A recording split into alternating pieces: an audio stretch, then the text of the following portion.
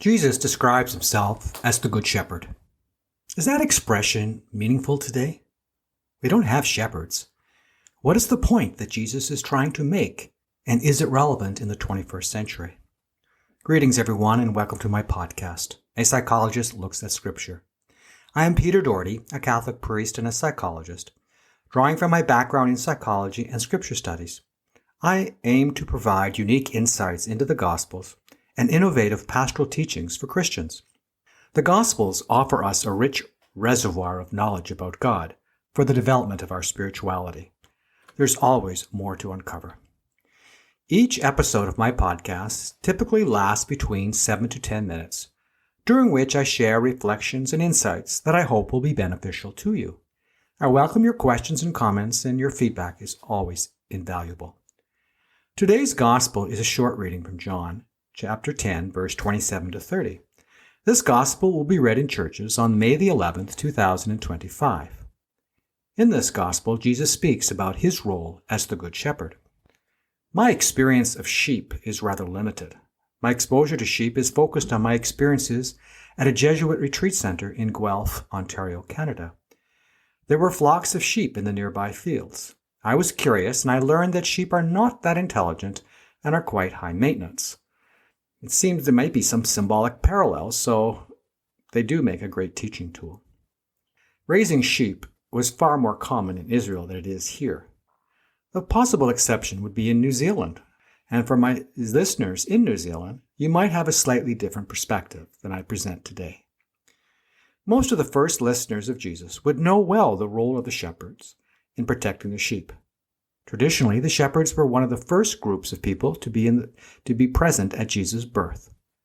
Jesus used many examples of sheep raising as metaphors of God's faithfulness to his people. Shepherds did not have a high social standing in Jewish society.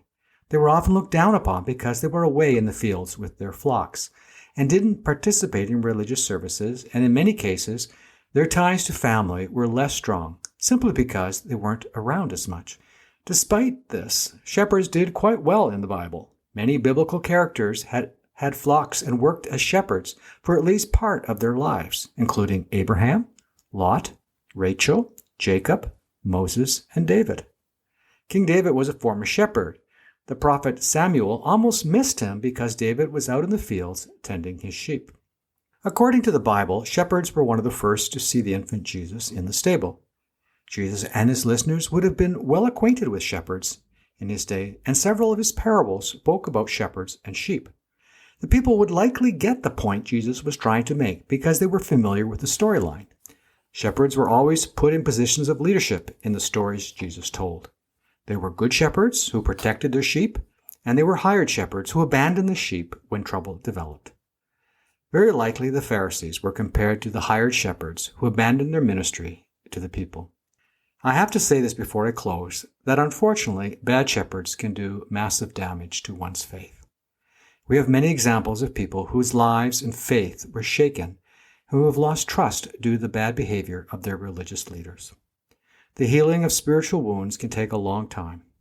Some would disagree with me and tell me that once trust is gone, it can never be replaced. Maybe it's true, but I believe that one can try to heal and regain some element of trust. Many of our modern-day shepherds or mentors may find that they are healers as well, in that their words and actions can be instrumental in bringing about healing and reconciliation for others. Jesus portrays shepherds as protectors and guides for their sheep. Likely they served as metaphors of God's protective and guiding nature. I wonder if there's more here, though. Perhaps the place of the shepherds has a role to play in our faith. We don't see many shepherds in most Western towns and cities. When I think of shepherds, I think of individuals who knew and protected their sheep. They were very interested in their welfare and wanted to see them grow into adults. It seems that the modern-day shepherds are what we call mentors today. Who holds the role of shepherd or mentors in our faith today? My first thought was the role of the saints in the Christian faith, who by their lives provided us with models and have given us hope and inspiration. Not all saints are canonized. What about people around us living saintly lives and thus serving as spiritual mentors? Their lives strengthen our faith. There are a wide range of potential mentors in our lives. Some are a result of a brief personal encounter. Some are found within a lifelong relationship, while others may never meet their mentors in person. Some mentors are known to us through their life story, writings, and personal witness, or through the means of media, film, and modern technologies. One of my mentors is Father Richard Rohr, a Franciscan friar who is the author of many books on spirituality. Sadly, I've never met him, but he has taught me much. As one who grows older, the possibility of becoming a shepherd or a mentor to others increases. Being a shepherd can be helpful for one's own spiritual growth. Listening to the experiences of people desiring to grow in their spirituality can deepen one's own spirituality. Not everyone is called to be a mentor, however. One must be open to celebrating that sometimes the one whom they are mentoring ends up being more successful or further along on their spiritual journey. I always encourage those spiritual directors to see that the successes of those they mentored are their successes too. The ones they mentored are successful because they are standing on the shoulders of their mentors. Perhaps parents can be their children's mentors. Parents can be their children's mentors. I often tell parents that they teach their children how to trust and to love. By their experiences of being trusted and loved, the children can learn to trust and love God. How does one teach a child to love? It's only by loving them.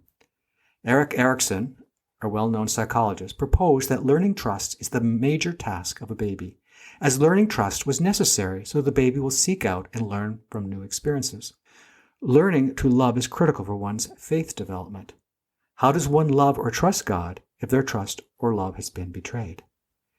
It's clear that we need people to act like shepherds and guide us in the development of our spirituality. Many of us will be called upon to be shepherds. May we endeavor to be the best of shepherds. Thank you for listening. Join me next week as we delve into the passage from John, where we hear about Jesus giving advice to his disciples before he completes his mission. The disciples are called to love one another. Clearly, Jesus wanted love to be an integral part of our faith. If this is the first time tuning in, I encourage you to explore previous episodes available on various podcast platforms and YouTube. New episodes are released every Sunday, focusing on the upcoming week's gospel.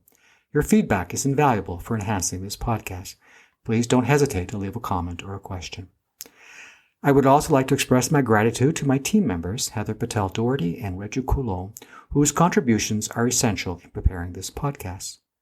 For any questions or concerns, please reach out via email at peter.doherty, that's DOHERTYOMI, @gmail.com. God bless you all. Have a blessed week and Easter season.